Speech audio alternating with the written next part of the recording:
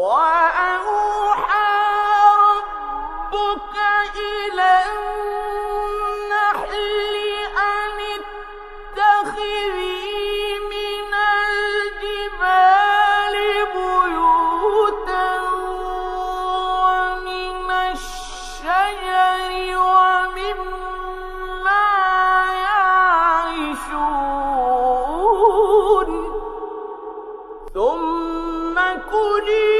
من كل الثمرات فاسلكي سبل ربك ذللا يخرج من بطونها شراب مختلف ألوانه فيه شفاء